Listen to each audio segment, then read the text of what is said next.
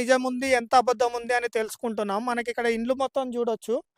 ఇంత దగ్గరలో ఇండ్లున్నాయి. ఆ చెరువు వాటర్ మొత్తము తూము తెరవకపోవడం వలన ఇదంతా ప్రాబ్లము. తూము తెరిస్తే వీళ్ళ ప్లాట్‌లన్నీ బయటకొచ్చేసాయి. వీళ్ళందరూ బాగుపడతారు. కానీ ప్రభుత్వం ఏం జేయాలనుకుంటున్నది అసలు? ఈ ప్లాట్‌లన్నీ ముంచేయాలనుకుంటుందా చెరలో?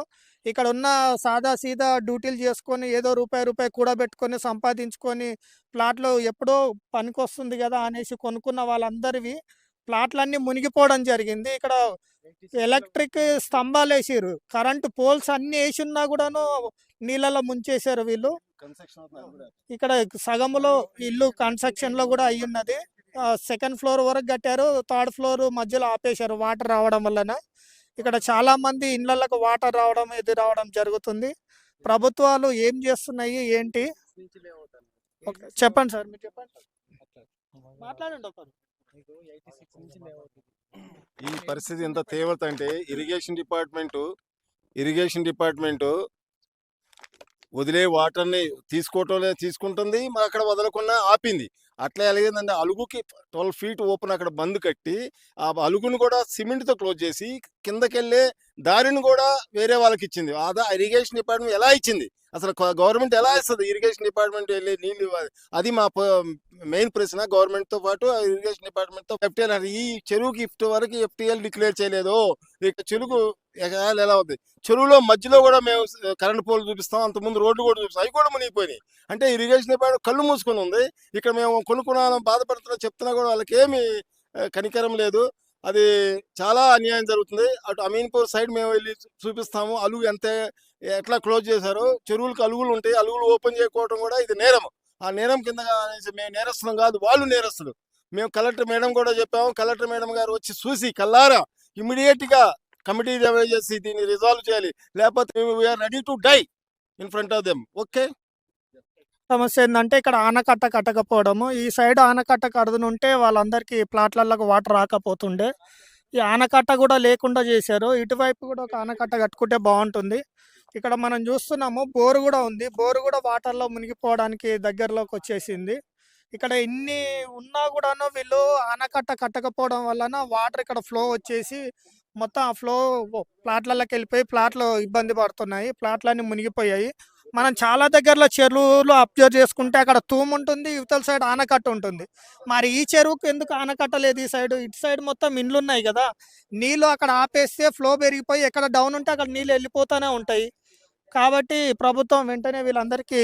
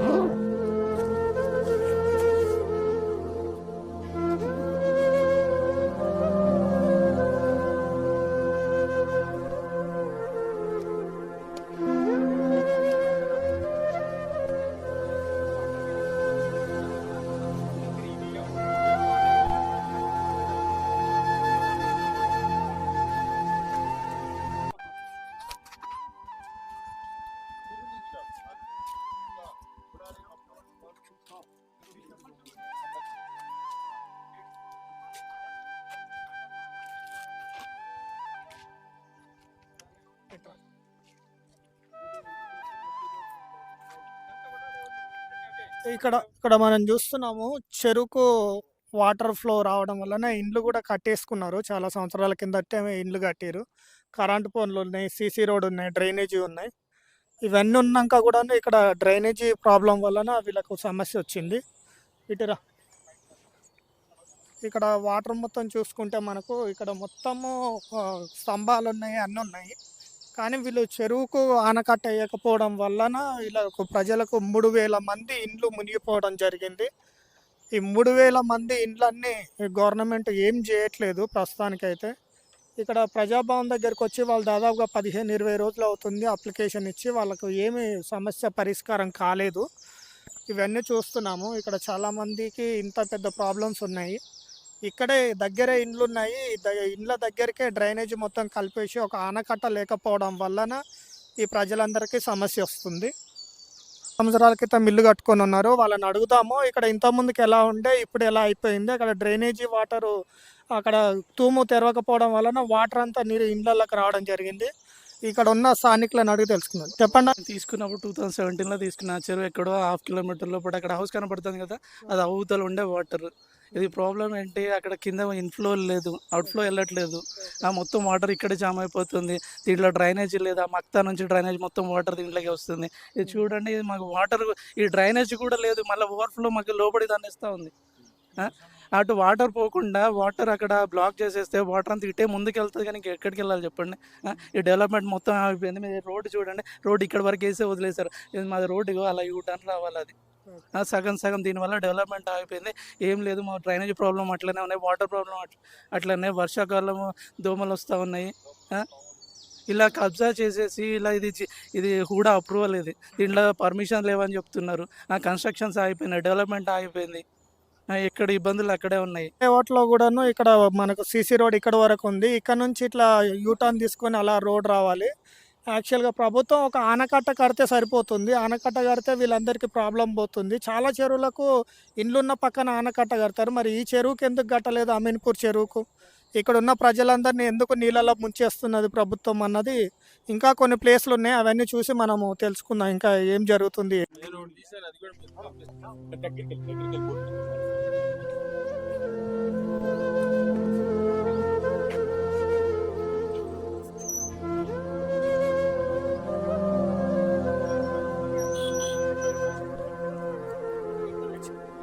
ఇక్కడ మొత్తము ఇండ్లకు వచ్చేసింది. ఇక్కడ ఉన్న పార్క్ ప్లేస్ ఇది. పార్క్ ప్లేస్ కూడా వాటర్ వచ్చేసింది. దాదాపుగా సగం ఇంట్లో వాటర్.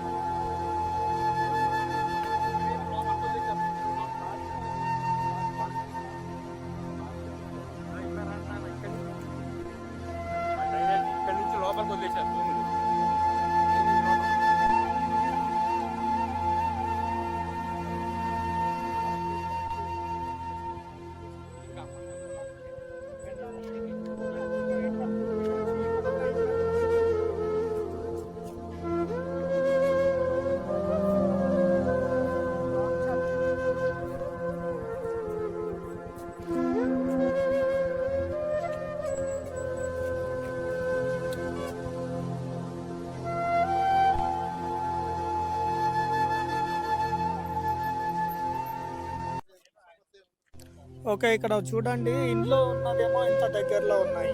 ఇంట్లో ఉంటే ఇక్కడ మొత్తం డంపింగ్ యార్డ్ లాగా చేసేసారు మొత్తం. ఇక్కడ మొత్తం చెత్త చెదరం. మున్సిపాలిటీ ఏం చేస్తుంది ఏంటి, చిన్న చిన్న పిల్లలు ఉంటారు, వాళ్ళ పరిస్థితులు ఏంటి, పాములు గేములు అన్నీ వస్తాయి. ఈ ఇల్లు చూడండి మరీ దారుణం. ఇక్కడ మొత్తం డంపింగ్ యార్డ్, చెత్త. మొత్తం ఆ చెరువు నీళ్ళు రావడం వలన నీళ్ళల్లో మునిగిపోయి మొత్తం చెట్లు పెరిగిపోయినాయి. ఇంత పెద్ద చెట్లు పెరిగినాయి. ఈ చెట్లకి వెళ్ళి పాములు, పురుగులు అన్నీ వచ్చేస్తే పిల్లలందరూ ఆడుకోవడం ఎలా ఉంటుంది, పిల్లల పరిస్థితి ఏంటి అసలు వచ్చేస్తుంది. ఇక్కడ చూడండి చాలా ఇండ్లు మనకు ఇవన్నీ వచ్చేసి మొత్తం డంపింగ్ యార్డ్ లాగా చేసేసారు. వీళ్ళ ప్లాట్లు, ఇండ్లు మొత్తం ఫ్లో మొత్తం అది వదిలేస్తే ఇక్కడ వాటర్ నిలబడదు కదా, ఇవన్నీ నీళ్ళు నిలబడవు కదా. ఇవన్నీ నీళ్ళు ఏంటి ఇక్కడ చూడండి. ఇక్కడ డ్రైనేజీ మొత్తం మూసేయడం జరిగింది. ఈ మురుగునీరు అన్నీ ఇందులో చేరిపోయినాయి. ఈ మురుగునీళ్ళు, ఈ డ్రైనేజీ వాటరు ఇక్కడ మొత్తం డంపింగ్ యార్డ్ లాగా ఇదంతా చేసేసారు. ఇవన్నీ స్తంభాలు చూడండి.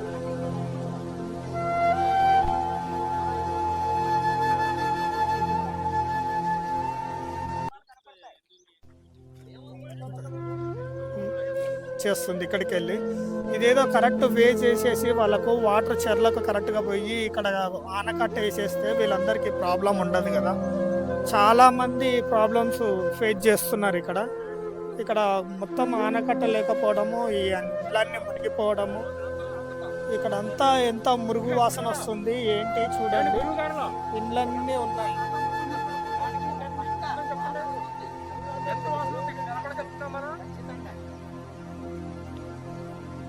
మేము 2017లో వచ్చామండి ఈ ఏరియాకి ఇల్లు కొనుక్కొని. పక్కా హుడా లేఅవుట్ ఇల్లు, హెచ్ఎండిఏ విత్ అప్రూవల్. 2 సంవత్సరాలు బాగానే ఉందేమో. ఆ తర్వాత కనీసం 4-5 సంవత్సరాల నుంచి ప్రతి వర్షాకాలం మేము ఇల్లు ఖాళీ చేసి బయటికి వెళ్ళిపోవడం. ప్రతి వర్షాకాలం ఇగో ఈ తూముల్లోంచి డ్రైన్ వాటర్ వచ్చేసి ఈ ఏరియా మొత్తం, ఈ లైన్ మొత్తం మునిగిపోతుంది. మొత్తం ఇళ్లలో కూడా వాటర్ వచ్చేస్తాయి. దీంట్లోంచి పాములు, పెద్ద పెద్ద పురుగులు, పాములు చాలా న్యూసెన్స్గా అనిపిస్తుంది. కనీసం మామూలు రోజుల్లో కూడా మేము ఉండలేము ఈ స్మెల్కి. వర్షాకాలం వచ్చిందంటే లోపలికి వచ్చేస్తున్నాయి నీళ్లు. మేము ప్రతి సంవత్సరం ఇల్లు ఖాళీ వెళ్ళాల్సి వస్తుంది అనమాట. పాములు వచ్చి పిల్లల్ని కాటేసే పరిస్థితులు వచ్చాయి చాలాసార్లు. సో మేము ఈ మురికి నీళ్ళు మారుకొని మంచి నీళ్ళు అంటే ఒక 2 నెలలు బాధలు పడ్డాను కదా. మొత్తం ఇండస్ట్రియల్ పొల్యూషన్ వాటర్ అంతా డ్రైనేజ్ వాటర్ ఇళ్లలోకి వస్తుంది. ప్రతి సంవత్సరం మేము ఖాళీ చేసాము.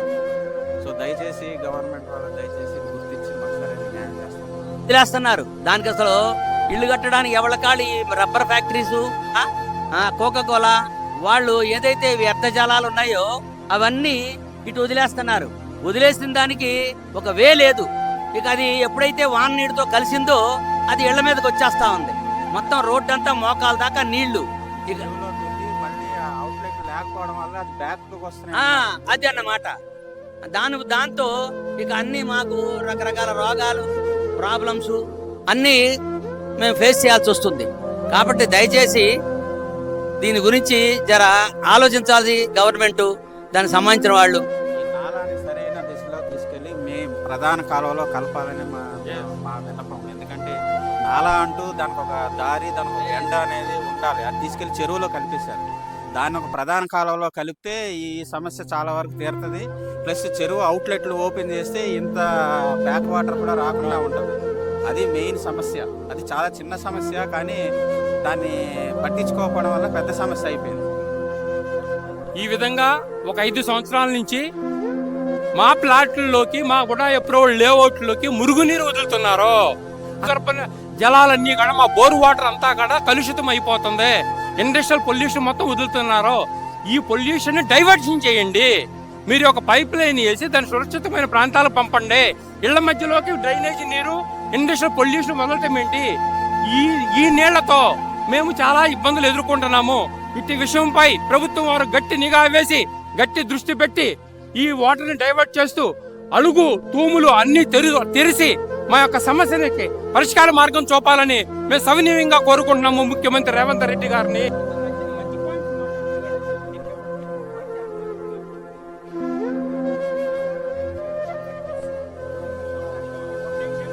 ఇక్కడ మొత్తం గుర్రపు డెక్క వచ్చింది. వాటర్ అమీన్పూర్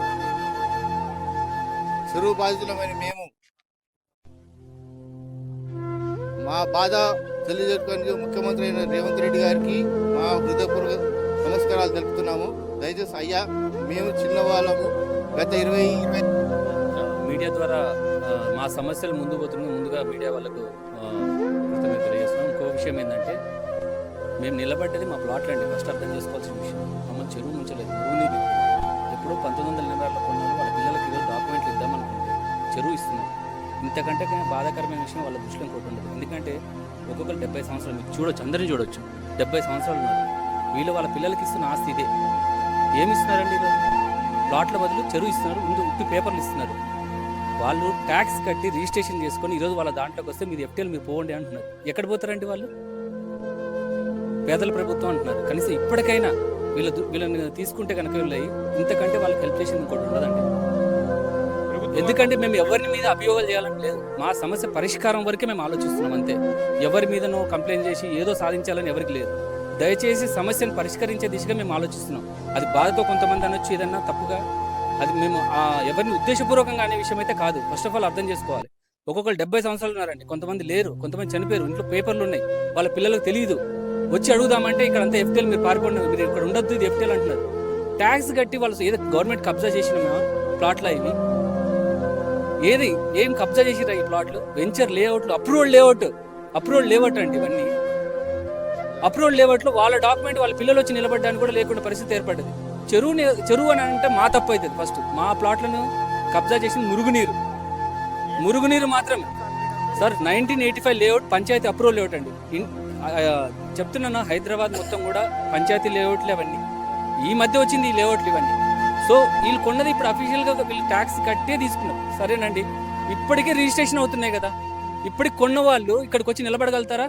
కనీసం చుట్టూ కాంపౌండ్ వేసుకోగలుగుతారా? ఎవరైనా దొంగతనంగా వచ్చి చేసుకుంటున్నారా అండి? 7.8% గవర్నమెంట్ ట్యాక్స్ కట్టి రిజిస్ట్రేషన్ చేసుకుని ఇక్కడికి వచ్చినారు ప్రతి ఒక్కళ్ళు. ఈరోజు వాళ్ళు అమ్మదలుచుకున్నా కూడా లేవు వాళ్ళకి ఎవరు చూసినా చెరువే కనపడుతుంది. చెరువు సార్ మురుగుంటే కనపడుతుంది.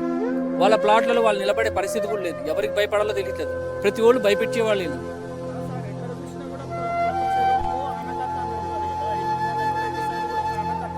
సార్ దీని గురించి సార్ ఇది అందరికీ తెలుసు. కొంతమంది అధికారులకు ఎందుకు తప్పుడు సమాచారం ఇస్తారని మేము అనుకుంటున్నాం. వాళ్ళకి పూర్తిగా అవగాహన ఉంటుంది. ఒకసారి ప్రత్యేకంగా దీని మీద శ్రద్ధ పెడితే ఇది చాలా తక్కువ టైంలో అయిపోతుందండి. చాలా మంది పేదలకు హెల్ప్ చేసిన వాళ్ళు అవుతారు మీరు. ముఖ్యంగా ఇప్పుడు ఈరోజు మా సమస్యని మీడియా ద్వారా పోతున్నందుకు వీళ్ళ పుణ్యం కూడా మీకు వస్తుందండి. ఎందుకంటే ఇది చాలా పెద్ద సమస్య అండి వీళ్ళకి. ఇప్పుడు ఎలా అంటే ఈ ఏజ్లో వాళ్ళు సంపాదించలేరు. సంపాదించిన దాన్ని ఇవ్వదలుచుకుంటారు అంతే. అది ఈ విధంగా అయితే ఇవ్వడం చాలా కష్టమవుతుంది. చూడండి, మేము ఏడ నిలబడ్డాం, మా వెనకలేము. మేము ఉన్న చెరువు దగ్గర అంటున్నారు, మా వెనకాల బిల్డింగ్లు ఉన్నాయి. దీన్ని కొంతమంది చెరువుని చేస్తున్నారు, మురుగుండం చేసి వదిలేరు. ఒకటే అండి, చెరువు అనే వాళ్ళకి ఒకటే సూటి ప్రశ్న అడుగుతున్నాను. మీరు వచ్చి ఇక్కడికి వచ్చి కాళ్ళు చేతులు కడుక్కు కొన్ని నీళ్ళు పుక్కిలించాలండి, మేము చెరువు అని ఒప్పుకుంటాం. మీకంతే ఇది చెరువు అని అనే వాళ్ళకు మాత్రమే. అందరిని అంటలేను, ఎవరినో కించపరచాలని, ఎవరినో ఏదో అనాలని మా ఉద్దేశం కాదు. మా బాధ మాత్రమే అది. మేము కొన్న ప్లాట్లకు మేము నిలబడలేకపోతున్నాం. ఇది మాది అని అనిపించుకోలేకపోతున్నాం. సైట్లలో, వెబ్సైట్లో మా ప్లాట్ మాదే అని చూపిస్తున్నారు, ఆన్లైన్లో మా ప్లాట్ మాదే అని చూపిస్తున్నారు. కానీ మా ప్లాట్ మీద మేము నిలబడే ధైర్యం లేకుండా పోతుంది ఈరోజు. దయచేసి ఇప్పటికి పేదల ప్రభుత్వం అని చెప్తున్న కాంగ్రెస్ ప్రభుత్వం నేను కోరుకుంటున్నాను. ఏ ప్రభుత్వం నేను తప్పుపట్టలేదు. పేదల ప్రభుత్వం రేవంత్ రెడ్డి గారి అని నేను కోరుకుంటుంది ఒకటి, మా సమస్యను పరిష్కరించండి. అందరి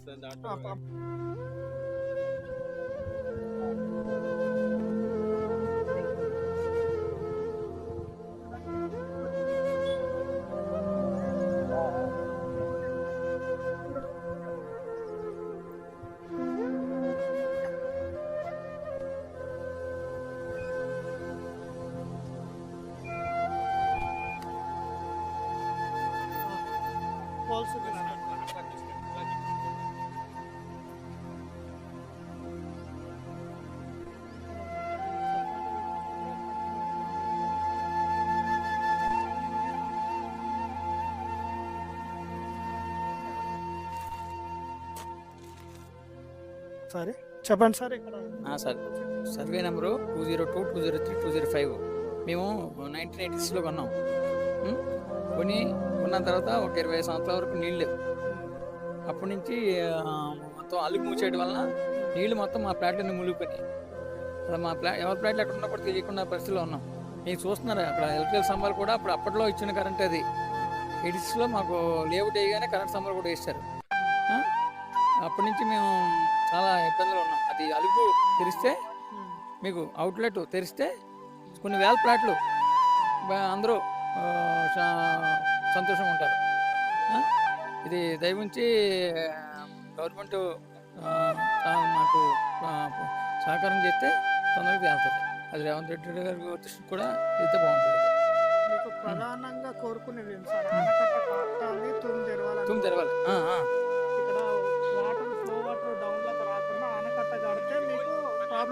తుమ్ములు తెరిస్తే ఒక 70% ప్రాబ్లం సాల్వ్ అవుతుంది. ఫ్లాట్లు బయటపడతాయి.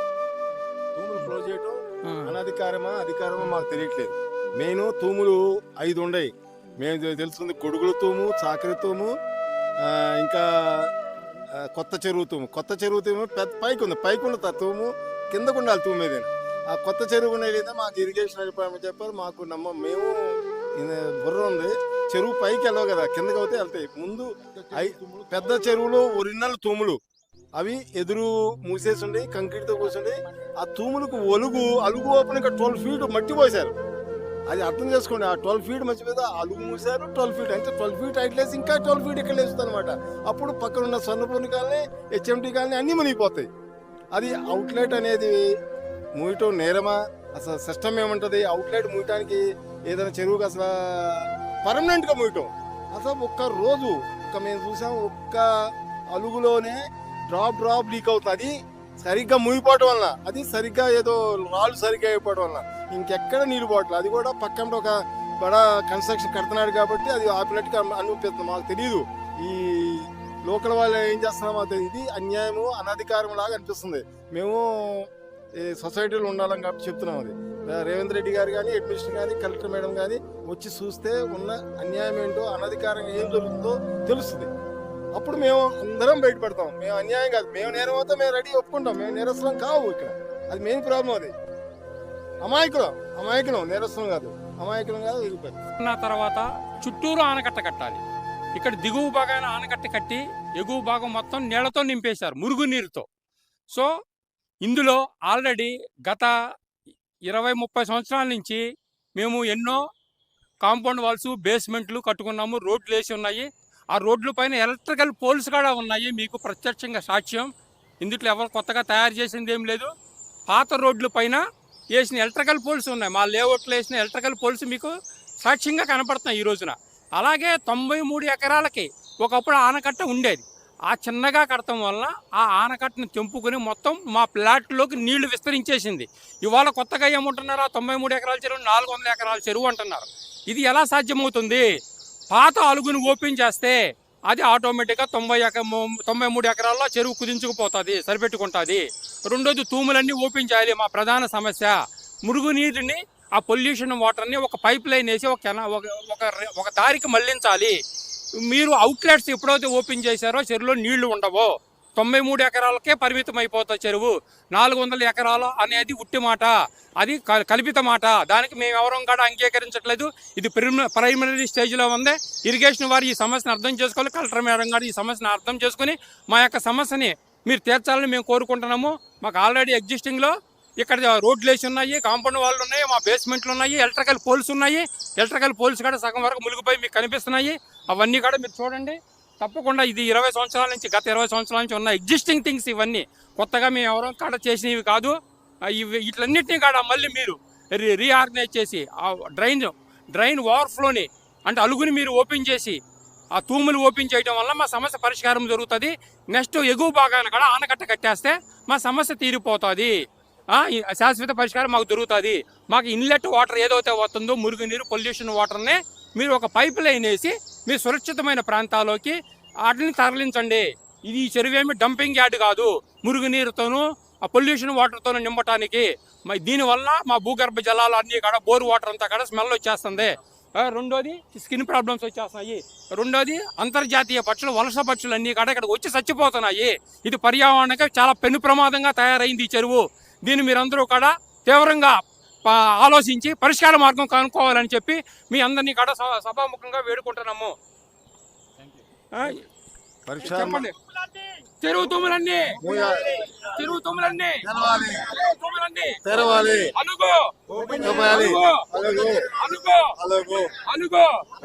మా ప్లాట్లు రక్షించాలి. మా ప్లాట్లన్నీ ఉడా అప్రూవ్డ్, హెచ్ఎండి అప్రూవ్డ్ లేఅవుట్స్ చేసి మా జీవితాలను బాగుపరచండి. అన్యదా మీకు ఎప్పుడు మేము కృతజ్ఞత ఉంటాం. మా ఓటు బ్యాంకు మీకు కిడ్నీ బ్యాంక్లో